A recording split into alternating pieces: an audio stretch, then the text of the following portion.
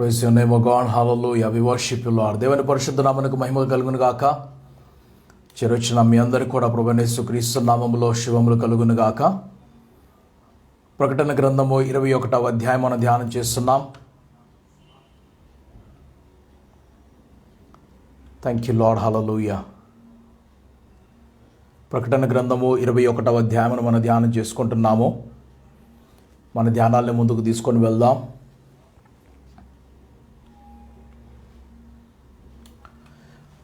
మొదటి వచనం నుంచి మరలా చదువుకుందాము. అంతటే నేను క్రొత్త ఆకాశమును క్రొత్త భూమిని చూచితిని. మొదటి ఆకాశము మొదటి భూమి గతించిపోయెను, సముద్రమును ఇక లేదు. మరియు నేను నూతనమైన యెరూషలేమును పరిశుద్ధ పట్టణము తన భర్త కొరకు అలంకరింపబడిన పెండ్లి కుమార్తె వలె సిద్ధపడి పరలోకమందున్న దేవుని వద్ద నుండి దిగివచ్చుట చూచితిని. అప్పుడు ఇదిగో, దేవుని నివాసము మనుషులతో కూడా ఉన్నది. ఆయన వారితో కాపురముండును. వారన్న ప్రజల యందురు. దేవుడు తానే వారి దేవుడయుండి వారికి తోడయుండును. అంతటి నేను క్రొత్త ఆకాశమును క్రొత్త భూమిని చూచితిని. మొదటి ఆకాశము మొదటి భూమి గతించిపోయెను, సముద్రమును ఇక లేదు. నూతనమైన యెరూషలేము అను ఆ పరిశుద్ధ పట్టణము తన భర్త కొరకు అలంకరింపబడిన పెండ్లి కుమార్తె వలె సిద్ధపడి పరలోకమందున్న దేవుని యొద్ద నుండి దిగివచ్చుట చూచితిని. అప్పుడు ఇదిగో, దేవుని నివాసము మనుషులతో కూడా ఉన్నది. ఆయన వారితో కాపురముండును. వారాయన ప్రజల యందురు. దేవుడు తానే వారి దేవుడయుండి వారికి తోడయుండును. ఆయన వారి కన్నుల ప్రతి బాష్ప బిందువును తుడిచివేయును. మరణము ఇక ఉండదు. దుఃఖమైనను ఏడ్పైనను వేదనయైనను ఇక ఉండదు. మొదటి సంగతులు గతించిపోయిన నీ సింహాసనములో నుండి వచ్చిన గొప్ప స్వరము చెప్పుట వింటిని. అప్పుడు సింహాసనాసీనుడు ఉన్నవాడు, ఇదిగో, సమస్తమును నూతనమైనవిగా చేయుచున్నానని చెప్పెను. మరియు మాటలు నమ్మకమును నిజమునయున్నవి గనుక వ్రాయుమని ఆయన నాతో చెప్పుచున్నాడు. కొంచెం నిదానంగా వెళ్తున్నాము, నెమ్మదిగా వెళ్తున్నాము, తొందరగా వెళ్ళటం లేదు. క్రొత్త ఆకాశము క్రొత్త భూమి గురించి, క్రొత్త యెరూషలేము గురించి 2 మాటలు చెప్పి ముగించేయచ్చు. ఒక 2 మాటలు చాలు దీన్ని ముగించుకోవటానికి. కానీ క్రొత్త ఆకాశము క్రొత్త భూమి ఇది చాలా విశేషమైనది. కాబట్టి దానిలో జీవితం కూడా ఎలాగుంటుందో మనం తెలుసుకోవాలి. కనుక ఈ భాగంలోకి వెళ్తున్నప్పుడు మరి విశేషంగా మనం వెళ్తున్నాము. ప్రకటన గ్రంథము మొదటి 3 అధ్యాయములు, ప్రకటన గ్రంథంలో మొదటి 3 అధ్యాయములు ఒక ఎత్తు. మొదటి 3 అధ్యాయములలో మొదటి అధ్యాయము ప్రభు తను తాను గురించి పరిచయం చేసుకుంటున్న వాడై, తాను ఏమై ఉన్నాడో, ఇప్పుడు ఏమై ఉన్నాడు, ఇంతకుముందు ఎలా ఉన్నాడు, ఇప్పుడు ఏమై ఉన్నాడో తనను పరిచయం చేసుకున్నాడు.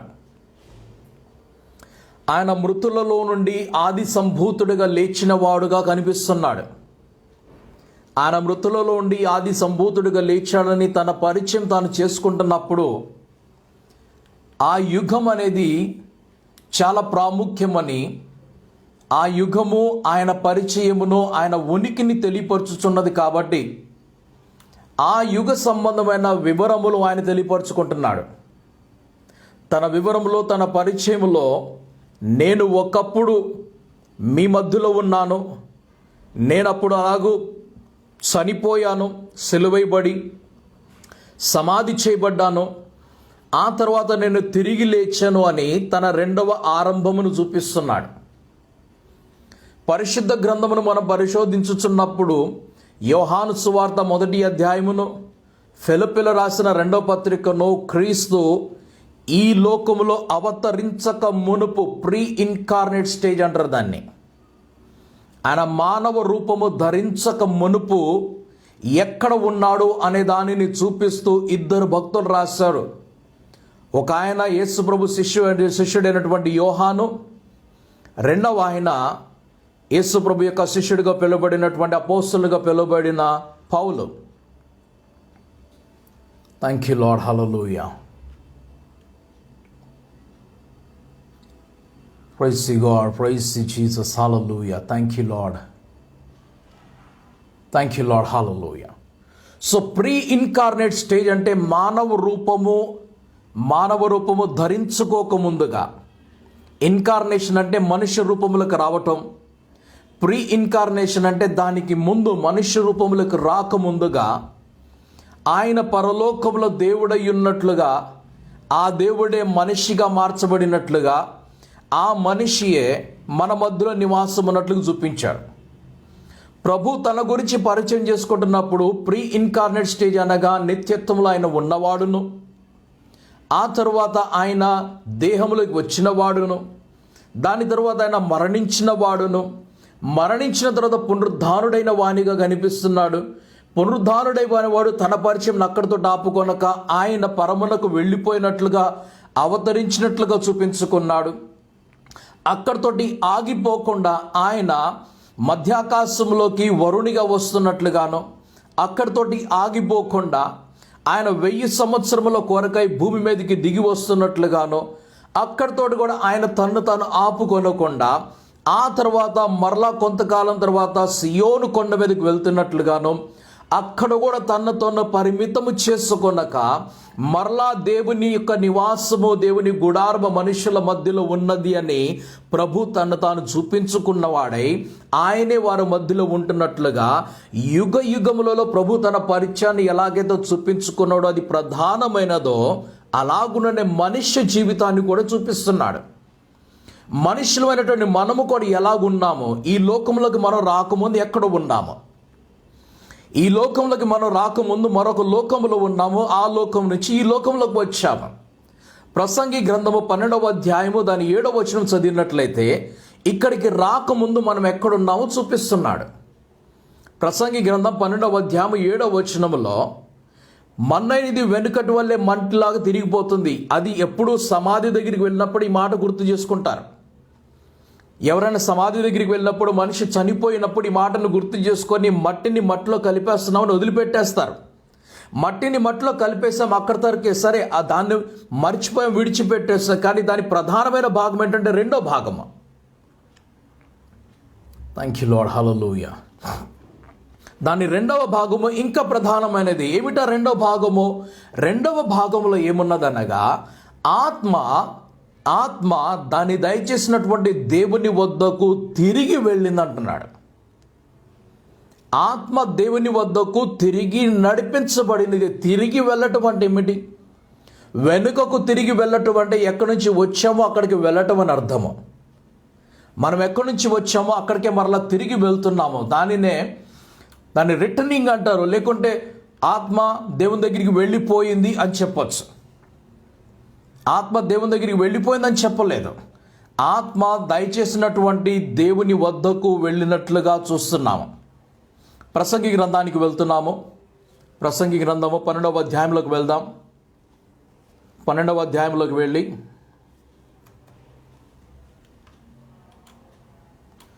దాని 7వ వచనం చదువుకుందాం.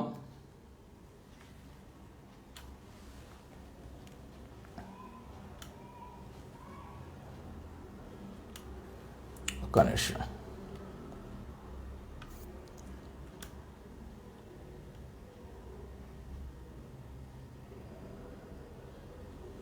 Thank you Lord, hallelujah. Okay, ఎవరికంతా దొరికితే చదవండి. అది కొంచెం నా నెట్వర్క్ ఇష్యూ ఉన్నది ఇక్కడ. ప్రసంగి గ్రంథం 12వ అధ్యాయం 7వ వచనము. ఓకే, మన్నైనది వెనుకటి వలనే మరలా భూమికి చేరును. వెనుకటి వలనే అనగా భూమిలో నుండి తీయబడినటువంటి మన్ను మరలా తిరిగి భూమిలోకి వెళ్తుందని, మనుష్యుడు ఎక్కడి నుంచి తీయబడ్డాడు? మట్టిలోండి తీయబడ్డాడు. మట్టిలోండి తీయబడేటువంటి మనిషి మరలా ఎక్కడికి వెళ్తున్నాడు? మట్టిలోకి వెళ్ళిపోతున్నాడు. మట్టిలోకి వెళ్ళిపోతున్నాడు. దాని రెండవ భాగము, ఆత్మ దాన్ని దయచేసిన దేవుని వద్దకు మరలిపోవును. Thank you Lord. హల్లెలూయా.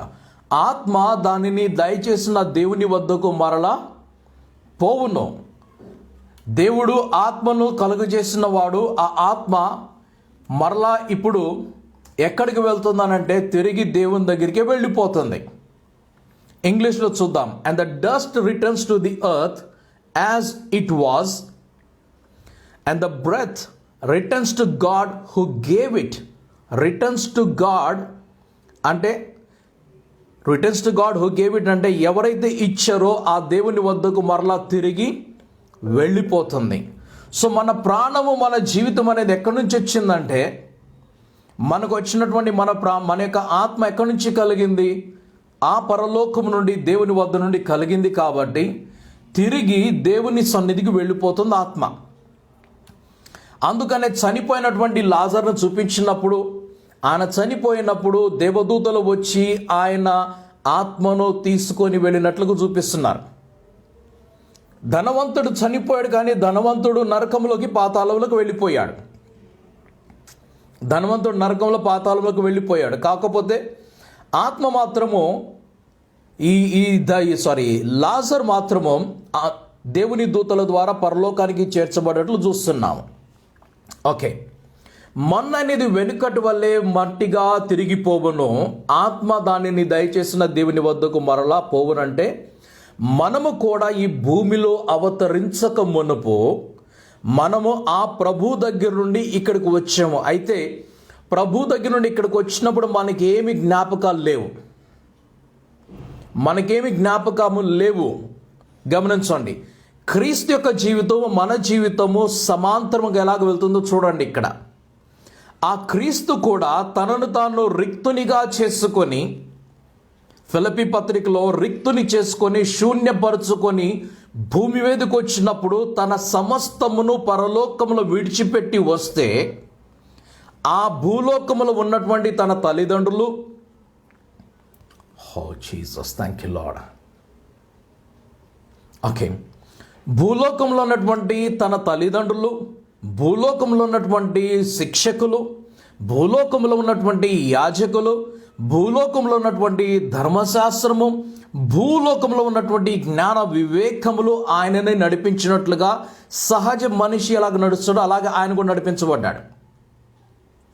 ఆయన దేవుడే, ఆయన ఆరంభము పరలోకము, తర్వాత అక్కడి నుంచి నేనే ఆదియు, నేనే అల్ఫాయు, నేనే ఒమేగా అని అంటున్నాడు. నేనే ఆరంభము, నేనే ముగింపుని అంటున్నాడు.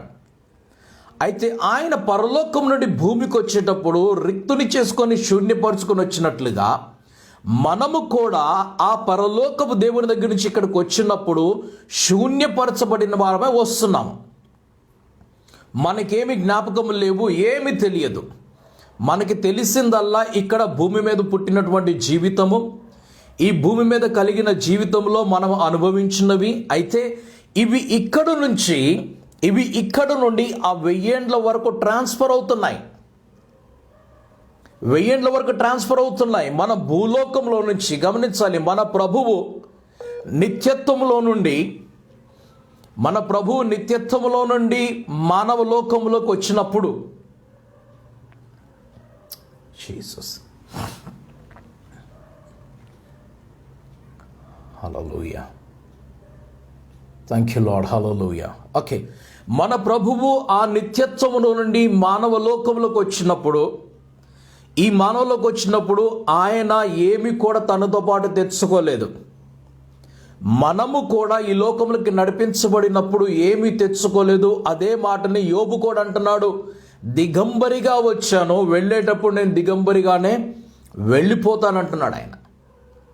ఏమి తెచ్చుకోలేదు. మనము కూడా ఇలాగే ఏమి తెచ్చుకోలేదు. అయితే మన ప్రభువు అక్కడ నుండి మానవలోకంకి వచ్చి, మానవ లోకము నుండి మరలా ఆయన పునరుద్ధానుడై పరలోకానికి వెళ్ళి, పరలోకము నుండి మధ్యాకాశంకి వచ్చి, మధ్యాకాశం నుండి భూమి మీదకి 1000 సంవత్సరాలకు వచ్చి, భూమి 1000 సంవత్సరాల నుండి తర్వాత మరలా ఆయన సియోను కొండ మీదకు వెళ్తున్నాడు.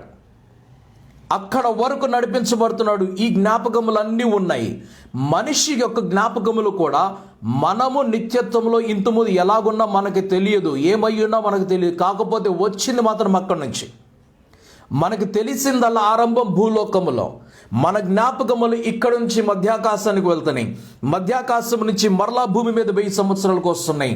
భూమి మీద 1000 సంవత్సరాల తర్వాత మరలా కొంతకాలానికి వెళ్తున్నాయి. ఆ కొంతకాలం తర్వాత అక్కడి నుంచి సియోను కొండకు వెళ్తున్నాం. ఆ క్రొత్త యెరూషలేములకు వెళ్తున్నాం. ఆ నూతన ఆకాశం క్రిందకి, నూతన భూమి మీదకి మనం వెళ్తున్నాం ఇప్పుడు. Hallelujah. Praise God. Glory be to your name, Jesus. Hallelujah. We worship you, Lord. Thank you, Jesus. Thank you, Lord. Hallelujah.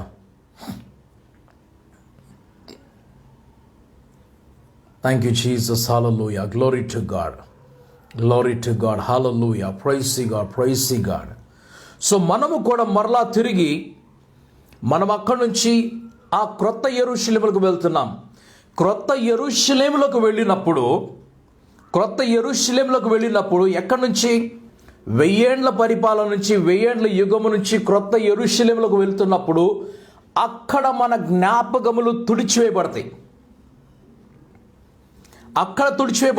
అక్కడ మునిపటివి జ్ఞాపకం మనకు రావు.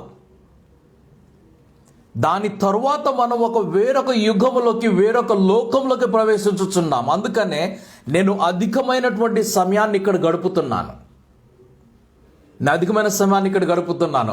చాలామంది నరకం గురించి మాట్లాడుతూ ఉంటే నేను నరకం గురించి మాట్లాడలేదు. నా బోధలో నేను అపవాది గురించి నేను మాట్లాడను, నరకం గురించి నేను అధికంగా మాట్లాడను. అవి లేవు, ఆయన లేడని కాదు, ఉన్నారు. కాకపోతే ఎక్కడి వరకు అవసరము. Glorify your name. Thank you, Jesus. అపవాది లేడని కాదు, అపవాది ఉన్నాడు. నరకం లేదని కాదు, నరకం ఉన్నది.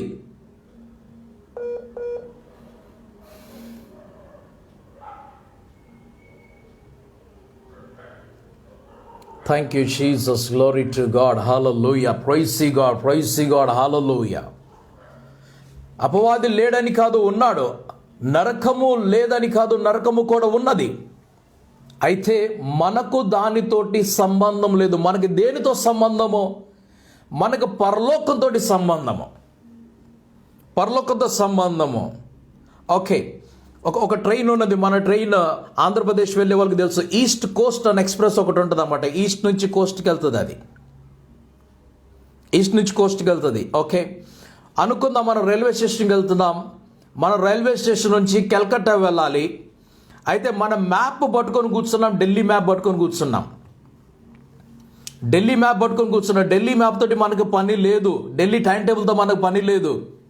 మనం ఏ మ్యాప్ చూడాలి, ఏ టైం టేబుల్ చదవాలి? మనం చూడాల్సిన టైం టేబుల్ మ్యాప్ వచ్చేసి కలకత్తాది. కానీ మనం చదువుతున్నది ఏమిటి? మనం ఢిల్లీ మ్యాప్ చదువుతున్నాం, ఢిల్లీ యొక్క టైం టేబుల్ చదువుతున్నాం.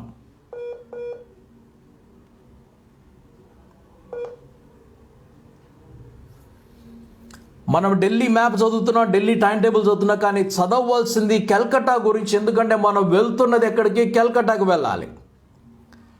మనం కలకత్తాలో ఏదో చూడటానికి వెళ్తున్నాం, కానీ ఢిల్లీలో కుతుబ్ మినార్ గురించి చదువుతున్నాం, ఇండియా గేట్ గురించి చదువుతున్నాము, లేకుంటే ఢిల్లీలో ఉన్న ఇంకొక ఫోర్ట్ గురించి చదువుతున్నాం. ఇది కాదు మనం చదవాల్సింది. ఇవాళ రికనెక్ట్ కర్కే జామా.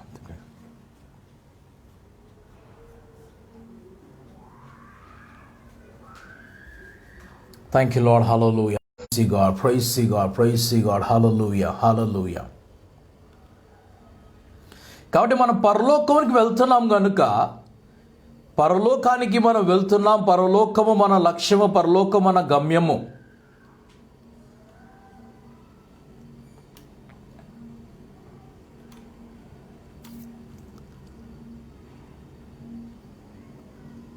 Jesus, glory be to your name. Hallelujah. Thank you, Jesus. Okay. పరలోకానికి మనం వెళ్తున్నాము. పరలోకమే మన లక్ష్యము, పరలోకమే మన గురి, పరలోకమే మన గమ్యము. కాబట్టి మనము ధ్యానం చేయవలసింది పరలోకం గురించి. నరకం ఉన్నది, పాతాళం ఉన్నది, దాని గురించి మీకు నేను చెప్పలేదని కాదు. అవసరం ఉన్న చోట మరలా నేను చెప్తాను. పాతాళం గురించి, అపవాది గురించి, నరకం గురించి, అగాధం గురించి ఇంతకుముందు మనం 16వ అధ్యాయం నుండి చదువుకుంటూ వస్తున్నాం, ధ్యానం చేసాం వాటిని. అవసరం అవి, ఎక్కడి వరకు అవసరం అక్కడి వరకే. కాకపోతే మన గురి ఎక్కడ ఉండాలంటే పరలోకం. మన గురి పరలోకంలో ఉండాలి. కాబట్టి పరలోకము గురించి ప్రభు పలికినటువంటి మాటలు మనం పరిశోధించున్న వారమై, ధ్యానం చేస్తున్న వారమై, పరలోకం వైపు మన యాత్రను తీసుకొని వెళ్తున్నాం. కాబట్టి పరలోకంలో మన జీవితం ఎలాగుంటుంది. ఇప్పుడు నరకంలో ఉండే జీవితం మనకు తెలుసు, నరకం అని భయపడ్డం అయిపోయింది. నాకు వద్దు, నరకం వద్దు, ఇక దాని గురించి నేను పెద్దగా పట్టించుకోను. నాకు కావాల్సింది ఏమిటి? పరలోకము కావాలి. మోషే, కాలేబును, యెహోషువను, ఆ తర్వాత ఇంకా మిగిలిన 10 మందిని కూడా జత చేసి వేగు చూడమని పంపించాడు. ఎలాగున్నదో చూడండి, మనం వెళ్తున్నటువంటి దేశం, మనం వెళ్తున్న ప్రపంచం ఎలాగుందో చూడండి, అసలు ఎటువంటిదో చూడండి అని అంటే అందరూ వచ్చేసి రిపోర్ట్ బాగానే చెప్పారు, కానీ మనం వాళ్ళని జయించలేమో, ఓడించలేమో, వారి ముందు మనము మిడతల్లా కనబడుతున్నామని చెప్పారు. యెహోషువ, కాలేబు ఏమన్నారు? దేవుడు ఆ పట్టణాన్ని మనకి ఇస్తున్నాడు, మనం వెళ్దాం, ముందుకు వెళ్దామని చెప్పినప్పుడు ఆ మోషే ఆ మాట ప్రకారంగా ముందుకు నడిచారు. కాబట్టి వారి యాత్ర ముగించుకొని కనానికి వెళ్ళారు. ఏ పట్టణంలో ఇప్పుడు ఐగుప్తు తిరిగి చూడొద్దని చెప్పారు. ఐగుప్తు చూడవద్దు, ఐగుప్తులో నీకు కలిగిన శ్రమను బట్టి నువ్వు ఐగుప్తును తిరిగి చూడవాక నువ్వు ముందుకు చూడు. ఎటు చూడాలి? నువ్వు కనాన్ని చూసి కనాను వైపు నడుస్తూ ఉండాలి. సొదొమ గొమొర్రా పట్టణాల్లో భయంకరమైనటువంటి జీవితం ఉంది, దాని వైపు చూడవద్దు. నువ్వు వెనుకకు తిరగక నువ్వు ముందుకే పరిగెట్టని చెప్పినప్పుడు ఆమె మరలా వెనుక తిరిగి చూసింది. ఎవరైతే వెనుక తిరిగి చూస్తున్నారో వారు పతనమైపోతున్నారు. ఇశ్రాయేలు కూడా తెలియపరిచాడు, నేను వెనకాల మేఘములో నిలబడతాను, లేదంటే మీరు మళ్ళీ వెనక చూసారంటే భయపడ్డారంటే మళ్ళీ ఇక్కడే చనిపోతారు, లేకుంటే పారిపోయి వెనక్కే వెళ్దామంటారు, కానీ ముందుకు వెళ్ళరు. మన యాత్ర ముందుది కాబట్టి మన ధ్యానం ముందు ఉండాలి. పరలోకము గురించినటువంటి విషయములలో దేవుడు అనేకమైన విషయం నాకు తెలియపరచుచుండగా, ఈ 21, 22, 20 నుంచి 22 వరకు 3 అధ్యాయములు చాలా విశేషమైనటువంటి అధ్యాయములు, భిన్నమైనటువంటి అధ్యాయములు. అందుకనే వాటిని చూపించినప్పుడు మొదటి 3 అధ్యాయములలో మొదటి అధ్యాయము ప్రభు తన పరిచయమును, 2-3 భూమి మీద యుగ సంబంధమైనటువంటి ఈ సంఘము గురించి రాసినది. 4వ అధ్యాయము నుండి చివరి వరకు 19 వరకు చూసినట్లయితే, 4 నుండి 18 పూర్తి వరకు చూసినట్లయితే భూమి మీద ఉన్నటువంటి సంఘం మధ్యాకాశం వెళ్ళినట్లుగా, 20లో భూమి మీదకి దిగి వస్తున్నట్లుగా చూస్తున్నాము. 21, 22లో 1000 సంవత్సరాలు పూర్తి చేసుకొని క్రొత్త రాజ్యంలోకి, 22వ అధ్యాయంలో కొత్త యెరూషలేముకి, క్రొత్త భూమి మీదకి, క్రొత్త ఆకాశం కిందకు వెళ్తున్నట్లు చూస్తున్నాం. కాబట్టి ఇది విశేషమైనది. 3 భాగంలో ఉన్నాయి. ఒకటి భూమి మీద సంఘం ఉన్నప్పుడు జీవితము, 2వది సంఘము మధ్యాకాశంలో ఎత్తబడినటువంటి జీవితము, 3వది సంఘము భూమి మీదకి దిగి వచ్చి 1000 ఏండ్లు ముగించుకొని పరలోకం వైపు పయనించున్నటువంటి జీవితం అనేది. కాబట్టి మనం ఈ 3వ స్టేజ్లోకి వెళ్తున్నాం. ఇప్పుడు ప్రకటన గ్రంథం 21, 22వ అధ్యాయంలో చూసినప్పుడు ఈ 3వ స్టేజ్లో వెళ్తున్నాం కనుక మన ధ్యానం అంతా కూడా ఇక్కడే ఉండాలి. అందుకు నేను చూపిస్తున్నాను ఇక్కడ మన జీవితము ఇక ముందు ఇలాగుండదు. మన జీవితం ఇక్కడి నుంచి మనం వెళ్ళేటప్పుడు ఇలాగుండదు. ఒక ఇన్స్టాల్మెంట్ చూపించాను. మొదటి ఇన్స్టాల్మెంట్ ఎలాగుంటుంది? 7 సంవత్సరాలకి మధ్యాకాశం వెళ్ళినప్పుడు ప్రభుతో పాటు మనం కలిసి ఉంటున్నాం. మనం ఆ ప్రభుతో ఉన్నప్పుడు, ఆ ప్రభుతో పాటుగా ఆయన పరలోకం నుండి దిగి వస్తున్నప్పుడు, ఆ క్రీస్తు మధ్యాకాశంలోకి దిగి వస్తున్నప్పుడు ఆయన తన మహిమతోటి, తన తండ్రి మహిమతోటి, అనగా కోటాను కోట్ల దూతలతోటి దిగి వస్తున్నాడు. మనం ఎవరి మధ్యలో ఉంటున్నాం? అప్పుడు మనం ఇక్కడి నుంచి సంఘము ఎత్తబడిన వారు మధ్యాకాశంలోకి వెళ్ళినప్పుడు, మధ్యాకాశంలో యేసు ప్రభుతో పాటు దిగి వచ్చినటువంటి కోటాను కోట్ల దూతలతో పాటు ఉంటున్నాం. ఏ దూతల గురించి అయితే ఇక్కడ మనం ధ్యానం చేస్తున్నాం, అటువంటి దూతలతో పాటు మనం అక్కడ ఉంటున్నప్పుడు ఆ జీవితం భిన్నమైతే పూర్తిగా మారిపోతుంది. 3వది ఎవరు వస్తున్నారంటే, సమాధిలో నుండి తిరిగి బయటకు వచ్చిన వారు వస్తున్నారు. మరణమును దాటుకొని బయటకు వచ్చిన వారు 7 సంవత్సరముల పాటు ఈ సంఘము మధ్యాకాశంలోకి వెళ్ళినప్పుడు ఆ క్రీస్తుతో పాటును, పరలోకపు దూతలతో పాటును, సమాధి నుండి మృతుల నుండి బయటకు వచ్చినటువంటి మృతులతో పాటును కలిసి సహవాసం చేస్తున్నప్పుడు, ఈ సహవాసంలో మన జీవితం పూర్తిగా మారిపోయి అక్కడ నుండి 1000 సంవత్సరం వరకు భూమి మీదకి వచ్చినప్పుడు అదే ప్రభుతోనూ తన సేనలతోనూ మనమంతా కలిసి ఇక్కడ జీవిస్తున్నప్పుడు మన జీవితం ఇంకా మారిపోతుంది. ఆ ప్రభు మన ఎదుట ఉన్నప్పుడు ఏమి జరుగుతుంది? ప్రభు మన ఎదుట ఉన్నప్పుడు చేపలు పట్టుకుంటున్నటువంటి పేతురు రాత్రంతా శ్రమపడ్డాను, ఒక్క చేప దొరకలేదు, నీవు చెప్పినట్లయితే నీ మాట ప్రకారం వల వేస్తానన్నాడు. విస్తారమైన చేపలు పడ్డప్పుడు ఏమన్నాడు? ఆయన పాదముల దగ్గర పడుతున్నాడు. ఆయన ముందు నీటిలో దూకాడు. తర్వాత వచ్చి ఏమన్నాడు? నేను పాపిని, నన్ను విడిచి వెళ్ళిపో అని పలుకుతున్నాడు. ఆయన ప్రభు ఎదురుగా నిలబడితేనే నేను పాపిని అని పలుకుతున్నాడే. జక్క ఇంటిలోకి ప్రభు వెళ్ళొచ్చినప్పుడు, జక్కయ్యతో మాట్లాడినప్పుడు జక్కయ్య వెంటనే ఆస్తిని అమ్మేస్తున్నట్లుగా పేదవారికి పంచిపెడుతున్నట్లు మాట్లాడుతున్నాడు. పూర్తి మార్పు. నీళ్ళ దగ్గర బావి దగ్గర నీళ్లు తీసుకోవడానికి వచ్చినప్పుడు ఆ స్త్రీతో మాట్లాడినప్పుడు ఆమె 6 భర్తలను కలిగినటువంటి స్త్రీగా చూపించిన వ్యక్తి అయినప్పటికీ ఆమె పూర్తిగా మారిపోయినట్లుగా అనిపిస్తూ ఉన్నది. సేనానబడిన వ్యక్తి గెరాసీను దేశంలోకి వెళ్ళినప్పుడు ఆ క్రీస్తు ఎదురు కాగానే ఆయనలో ఉన్నటువంటి దుష్టాత్మలు, ఇన్ని సంవత్సరములు ఇంతకాలం నుంచి పీడించినటువంటి దుష్టాత్మలు పలికి అక్కడి నుంచి కేకలు వేసి బయటికి వెళ్ళిపోయినట్లుగా ఆ వ్యక్తి పూర్తి మార్చబడినట్లు.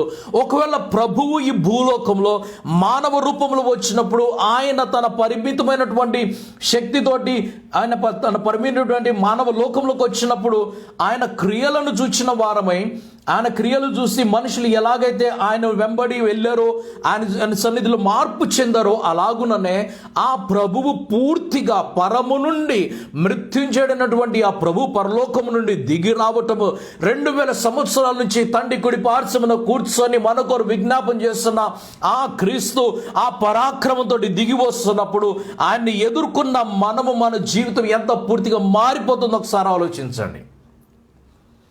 పూర్తి భిన్నమైపోతుంది మన జీవితం. ఇటువంటి జీవితం ఉండదు. అందుకనే వీళ్ళు చెప్పిన కథలు వినకండి. దయతోటి వాక్యమును చదవండి.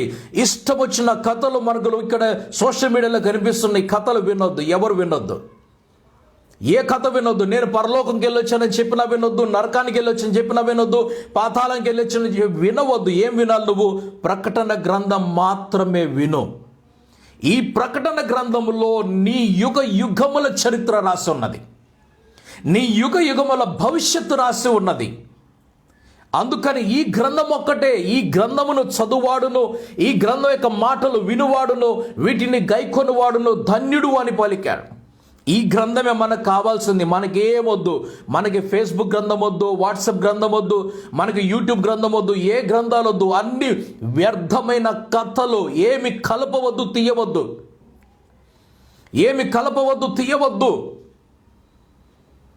నేను ఒక దైవజనురాలు నేను వింటున్నాను నిన్న. అకస్మాత్తుగా నా దగ్గరికి ఎవరో వీడియో పంపించారు. ఆమె ఇంగ్లీష్లో ప్రచారం జరిగిస్తుంది. ఇండియన్ మనిషి ఇంగ్లీష్లో చెప్తుంది. ఆమె అంటుంది, నాకు డొనాల్డ్ ట్రంప్ అంటే ఎవరో తెలియదు, అమెరికా ప్రెసిడెంట్ ట్రంప్ పేరే నాకు తెలియదు అని చెప్తుంది. నాకు తెలీదు, అయితే నాకు గాష్ తెలియపరిచాడని చెప్పి రాస్తుంది. గాష్ టోల్డ్ మీ అని రాస్తుంది. ఆ మాట్లాడుతుంది. గాష్ అంటే ఎవరు? Who is gosh? We worship God, we don't worship gosh. ఈరోజు గోషలు బయటకు వచ్చారు. గోషలు బయటకు వచ్చి గోషలు చెప్తున్నవన్నారు. It's all false, bad. వినవద్దు ఇవన్నీ కూడా. ఇవన్నీ విని మన మనసును భ్రష్టు చేసుకొనక పరిశుద్ధ గ్రంథాన్ని పటిష్టం చేసుకుందాం. ఆమె పదే చెప్తుంది, గాష్ నన్ను తీసుకొని వెళ్ళాడు. ఎక్కడ తీసుకెళ్ళాడు? ఏదో బెడ్రూమ్లో తీసుకెళ్ళాడు, వైట్ హౌస్లో తీసుకొని వెళ్ళాడు. ఒక గ్రంథం చూపించాడంట. గ్రంథంలో ఏమున్నదంట? డొనాల్డ్ జే ట్రంప్ అని రాస్తుందంట. ఇంకేం లేదంట. ఆమె చెప్తున్నది ఏమిటి? ట్రంప్ మరలా వస్తున్నాడు, మరలా రాష్ట్రపతి అవుతున్నాడు అని చెప్పి. ప్రపంచమంతటికి తెలుసు ట్రంప్ ఓడిపోయాడు అన్న సంగతి. ఎవరు చెప్పారు? గాడ్ కాదంటే చెప్పింది ఆమెకి. ఎవరు? గాష్. ఓ మై గాడ్ అనరు, ఓ మై గాష్. స్తోత్రం, దేవునికి స్తోత్రం. బైబిల్ చదవని వాళ్ళకి గాడ్ బదులు గాష్లు వస్తాయి. జాగ్రత్త. పరలోకానికి నరకాలకి పిక్నిక్లకి వెళ్ళవద్దు. నరకానికి పిక్నిక్లు వెళ్ళవద్దు. ఒక పిక్నిక్ ఇక్కడ ఉన్నది పరిశుద్ధ గ్రంథములో. ఈ పిక్నిక్ అద్భుతమైనటువంటి పిక్నిక్. నీటి మీద తేలాడుతున్నాడు పేతురు. ఎప్పుడు? ప్రభు ఎదురుకు నిలబడ్డప్పుడు. ప్రభుని తప్పుకున్నాడు, పక్కకు చూశాడు, నీటిలో మునిగిపోయాడు. ఆ ప్రభు యుగం మన మధ్యలో ఉంటున్నప్పుడు, ఆయన గుడారము మనుష్యుల మధ్యలో ఉంటున్నప్పుడు నీటి మీద తేలాడుకుంటూ వెళ్తాం మనము. గాలిలో ఎగురుకుంటూ వెళ్తాం మనము.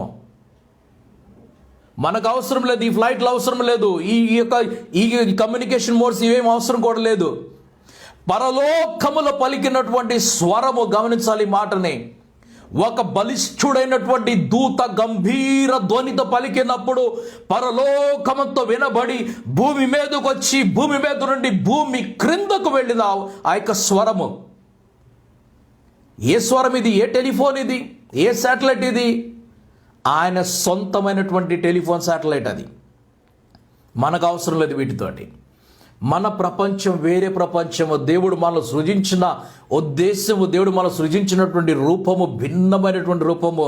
కాబట్టి మనమెవరో, మనం ఏమి కాబోతున్నో దాని గురించి ధ్యానం చేద్దామే కానీ మిగతా విషయములు మనకు అవసరం లేదు. కాబట్టి పరలోకమే నా గమ్యము. కాబట్టి పరలోకము గురించి నేను ధ్యానం చేస్తూ ఉంటాను, పరలోకం గురించి నేను మాట్లాడుతూ ఉంటాను, పరలోకం గురించి నేను చదువుతూ ఉంటాను, పరలోకం గురించి మీతో నేను చెబుతూ ఉంటాను. ఇక్కడ నుండి క్రొత్త ప్రపంచంలోకి వెళ్ళినప్పుడు, అనగా నూతన యెరూషలేములకు వెళ్తున్నప్పుడు, మన కన్నీళ్ళన్నీ తుడిచిన తర్వాత, మన కంటి ప్రతి బాష్ప బిందువును తుడిచిన తర్వాత, ఇక చాలా ఓకే, హ్యాపీ అన్నప్పుడు, అవును ప్రభా, ఐఎమ్ సో హ్యాపీ అని ఎప్పుడైతే నోటితో పలుకుతామో అప్పుడు అక్కడి నుంచి మళ్ళీ క్రొత్త యెరూషలేముకు తీసుకొని వెళ్తాడు. మన కష్టములు, మన బాధలు, మన వేదనలు, మన దుఃఖములు, నొప్పులు, భారములు ఇవన్నీ కూడా ప్రభు ఎదుట ధారపోస్తాం ఆ రోజు మనం వెళ్ళి. అప్పుడు ఆ ప్రభు ప్రతి బాష్ప బిందువును తుడిచిన వాడై మనలను పరలోక యాత్రలోకి తీసుకొని వెళ్తున్నాడు. మనమందరూ పరలోకానికే కదా నడిపించబడుతుంది, అక్కడికే కదా. పరలోకానికి వెళ్ళాలంటే ఇన్స్టాల్మెంట్లో వెళ్ళాలి. మొదటి ఇన్స్టాల్మెంట్ భూమి మీద నుండి మధ్యాకాశము, మధ్యాకాశం నుండి 1000 సంవత్సరాల భూమి, ఆ తర్వాత కొంతకాలము, ఆ తరువాత అక్కడ నుంచి సియోను, ఆ సియోను నుండి పరలోకం. ఈ క్రొత్త యెరూషలేము పట్టణం ఎక్కడి నుంచి వచ్చింది? పరలోకము నుండి దిగి వచ్చుట చూశానంటే ఇంకా పరలోకానికి వెళ్ళలేదు. మనం గమనించాలి మాటనే. అది పరలోకము నుండి దిగి వచ్చుట నేను చూశాను. 2వ వచనంలో, తన భర్త కొరకు అలంకరింపబడిన పెండ్లి కుమార్తె వలె సిద్ధపడి పరలోకమందున్న దేవుని యొద్ద నుండి దిగి వచ్చుట. దిగి వచ్చుట అంటే అర్థమేమిటి? యేసు ప్రభు పరలోకము నుండి దిగి మధ్యాకాశములకు వచ్చినట్లుగానే ఈ యెరూషలేము కూడా పరలోకము నుండి దిగి వస్తుంది. పరలోకానికి ఇంకొక స్టెప్ ఉన్నది. పరలోకం అప్పుడే చేరలేదు, ఇంకొక స్టెప్ ఉన్నది పరలోకానికి. ఆ పరలోకంలోకి వెళ్ళాలంటే ముందుగా సియోన్లోకి వెళ్ళాలి. సియోన్లోకి వెళ్ళినప్పుడు అన్నీ మర్చిపోతాం. మనం మరచిపోయిన వారమే క్రొత్త ఆరంభములో ఆ పరలోకంలోకి చేర్చబడతాం. చదవండి ఈ వాక్యాన్ని, మీరు ఇంటి దగ్గర కూర్చొని మరలా చదవండి. ఇది రాత్రంతా మీరు చదవండి. నేను చెప్తున్న మాటలు మరలా వినండి. నేను యూట్యూబ్లో దీన్ని పెట్టి మీకు వాట్సాప్లో పంపిస్తున్నాను. మరలా ఆలకించండి, మాటలని ఆలకించండి. ఒక్కొక్క ఇన్స్టాల్మెంట్లో మనం వెళ్తున్నాం, ఒక్కసారిగా మనం వెళ్ళటం లేదు. ధ్యానం చేద్దాం, వీటిని నిదానంగా ధ్యానం చేద్దాము. తొందర ఏమీ లేదు మనకు. ఏమి తొందర ఉన్నది? ఈలోగా స్టడీ కంప్లీట్ కాకముందు ప్రభు వచ్చేయచ్చు, మనం వెళ్ళిపోతాం. సంతోషం. మిగిలిన విషయాలు అక్కడ నేర్చుకుందాం. మిగిలిన విషయాలు మధ్యాకాశంలో నేర్చుకుందాం, అక్కడ మాట్లాడదాం. ఎవరు నేర్పించేవాళ్ళు? పరలోకం నుండి దిగి వచ్చిన క్రీస్తు, తనతో పాటు దిగి వచ్చిన కోటాను కోట్ల దూతలు. మరణం అంటే ఏమిటో, ఇన్ని సంవత్సరాలు ఏమి చేశారో, ఇన్ని శతాబ్దాలు ఏమి చేశారో, చనిపోయిన వారు ఇక నుండి ప్రభునందు మృతు ధన్యులు అని రాశారు కదా. వారు వచ్చి చెబుతూ ఉంటారు మేము ఎక్కడ ఉన్నాము, మేమేం చేశామనేది. అవన్నీ విన్న తర్వాత మరలా మన కిందకు వస్తాం. ఈ భూమి మనదే, ఈ ఆకాశం మనదే, ఈ లోకం మనది, ఈ ప్రపంచం మనదే. దీన్ని మన చేతిలో నుండి ఎవరు తీసుకోలేరు. దీనిని మార్పు చేస్తున్నాడు. మునుపటివి గతించిపోయిన క్రొత్త ఆకాశము, క్రొత్త భూమి వస్తుందంటే దీనిని రూపు చేసి దేవుడు మరొక సృష్టిలోకి తీసుకొని వెళ్తున్నాడు. ఆ సృష్టిలోకి మనం వెళ్లే ముందుగా ఈరోజు ఇక్కడితోటి మనం ముగించుకుందాం. మిగిలిన విషయాల్ని రేపు రాత్రి మనం ధ్యానం చేసుకుందాం. ఇక్కడే కొంతకాలం మనం ప్రయాణం చేయబోతున్నాం. కొంత యాత్ర జరిగించిన తర్వాత మరలా ముందుకు తీసుకొని వెళ్తాను. ఇవి చాలా ప్రాముఖ్యమైనవి, ప్రధానమైనవి. సహజంగా ఎవరు ఈ సబ్జెక్ట్ని ఇక్కడ టచ్ చేయరు. నేను ప్రభు సన్నిధిలో ప్రార్థన చేసినప్పుడు ప్రభు నాకు ఇచ్చిన ప్రత్యక్షల వలన మీకు నేను తెలియపరుస్తున్నాను. ఆధారం లేకుండా చూపించడం లేదు. నేను ప్రతి లేఖన ఆధారం మీకు తీసుకొని వచ్చి చూపిస్తున్నాను. ప్రభు ఇటువంటి సామర్థ్యంతో మనల్ని నడిపించి ముందు పరలోకానికి తీసుకొని వెళ్తున్నాడు. ఆ గమ్యం కొరకు మనం సిద్ధపడదాం. క్రీస్తు యొక్క రాకడ కొరకు సిద్ధపడదాం. మన జీవితాన్ని మనం సరి చేసుకుందాం. సుందరమైనటువంటి ప్రపంచంలోకి మనం నడిపించబోతున్నాం కాబట్టి మన మనస్సులను సుందరపరచుకుందాం, మన ఆత్మలను పరిశుద్ధపరచుకుందాం. దేవుని సన్నిధిలో కలిసి ప్రార్థన చేసుకుందాం. తల వంచుకుందాం, కళ్ళు మూసుకొని చిన్న ప్రార్థన చేసుకుందాం. పరిశుద్ధుడా, మహాగణుడా, మహోన్నతుడ, మహోపకారి, పరిశుద్ధుడా, పరలోకపు తండ్రి, మరొకసారి మీకు వందనములు. మీరు చేసిన ప్రతి కార్యము కొరకు, ప్రతి మేలు కొరకు మీకు స్తోత్రములు తండ్రి. మాతో మాట్లాడిన ప్రతి మాట బట్టి కూడా మీకు వందనములు. పరిశుద్ధాత్మని యొక్క విశేషమైనటువంటి జ్ఞానములో, వివేకములో తండ్రి మీరు నడిపించండి. ప్రభావ మీ పరిశుద్ధ లేఖనానికి వ్యతిరేకమైనటువంటి ఏ తలంపు కూడా, మాట కూడా మా మనసుల్లో పుట్టకుండా మీ కార్యములు జరిగించి అద్భుతమైన మహిమలో ముందుకు నడిపించి మీ కుమారుని యొక్క రాకడ కొరకు సిద్ధపాటుతో మమ్మల్ని నడిపించమని మా ప్రార్థన మీరు అంగీకరించారు. ప్రభావ మీ కుమారుని యొక్క రాకడ ఆలస్యమైతే రేపు మరలా మమ్మల్ని కల్పిస్తున్నారు తండ్రి. మేమందరం కలిసి మీ సన్నిధిలో ఆరాధించుచుండగా మీరు మాతో మాట్లాడబోతున్నారు. అప్పటి వరకు తండ్రి మాకు కావాల్సిన భద్రతను, క్షేమమును, ఆరోగ్యమును దయచేసి సకల దీవెనలు, ఆశీర్వాదం మెండుగా మా పైన కురుమరించి మీ యొక్క మహిమలు మమ్మల్ని చూస్తున్నందుకై మీకు వందనలు సమర్పించుకుంటూ యేసు క్రీస్తు నామములో అడిగి ప్రార్థిస్తున్నాం పరమ తండ్రి. Amen, amen, amen. మన తండ్రి అయిన దేవుని యొక్క ప్రేమయు, కుమారుడు యేసుక్రీస్తు వారి యొక్క కృపయు, ఆదరణకర్తకు పరిశుద్ధాత్మని యొక్క అన్యోన్య సహవాసమును, సమాధానమును క్రీస్తు యొక్క రాకడ పర్యంతము సదాకాలం తోడైనగాక. Amen, amen, amen. అందరికీ వందనాలు. God bless you all.